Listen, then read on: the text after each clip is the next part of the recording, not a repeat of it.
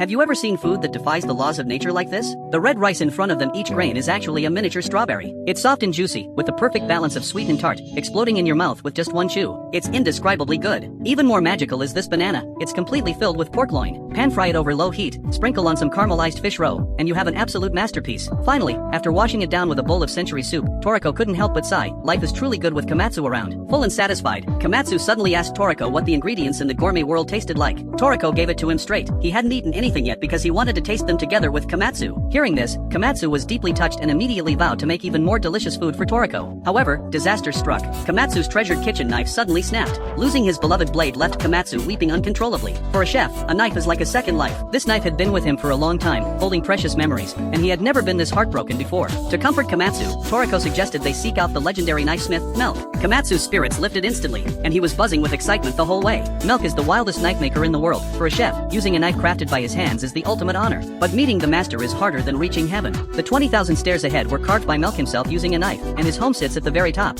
Wasting no time, the pair began their climb. Just a short while into the climb, Komatsu was gasping for air. These 2-meter-high steps were like climbing walls for him. Through sheer effort, they finally reached the halfway point, where monsters started to appear. Level 15 Fanny baboons chased after Komatsu. If they caught him, he'd be nothing but a pile of bones. Scared out of his wits, Komatsu scrambled upward, only to run into a pack of rock wolves ahead. Trapped from both sides, was this the end? In the nick of time, Toriko scooped up Komatsu, leaped right over the wolf pack, and continued the dash to the summit. Before long, they finally reached the peak. The monsters below dared not follow, clearly terrified of Milk. They pushed through to the top, but there was only a dilapidated shack. It didn't look like the home of the world's #1 master at all. Just as they were about to knock, a terrifying wave of blade aura washed over them. It scared Toriko stiff, but Komatsu didn't feel a thing and kept walking. Toriko, sensing danger, tried to stop him, but a massive one-eyed monster covered in scales suddenly appeared behind Komatsu, ready to kill. In a split second, a blade of air sliced past, literally peeling the shell off the charging monster. The monster, blushing with embarrassment, ran away. The two turned around to see the person who attacked, and he was complaining about the knife in his hand. Then, the man claimed he was Milk. Toriko and Komatsu were stunned.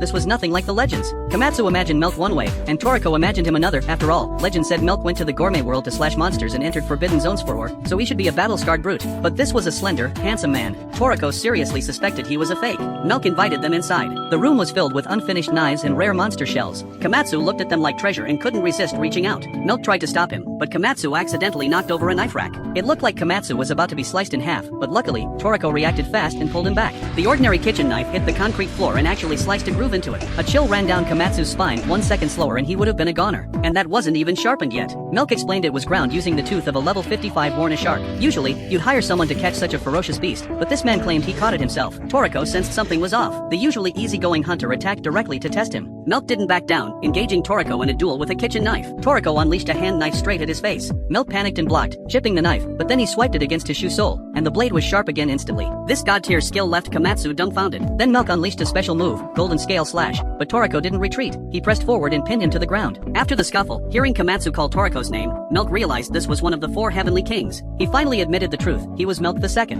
The original Milk I had gone into the bottomless abyss, heavy hole, 6 years ago to find a specific sharpening stone and hadn't been seen since. With the misunderstanding cleared up, Komatsu asked to commission a knife, only to be told the waitlist was 3 years long. That was the rule set by the first generation, and it couldn't be changed. Komatsu was crushed, but when he brought out his broken knife, things changed. Milk saw how much Komatsu cherished his blade and made a promise. If Toriko could bring back the legendary Milk Stardust, he would make Komatsu a knife immediately. So, Toriko didn't hesitate. He headed to the deepest underground cave in the human world, reaching depths of 100,000 meters. Not only was it filled with powerful demon beasts, but the gravity was hundreds of times stronger than on the surface. Any living thing that got close would be crushed flat. But to find that stone, Toriko didn't think twice. He jumped straight into the endless abyss.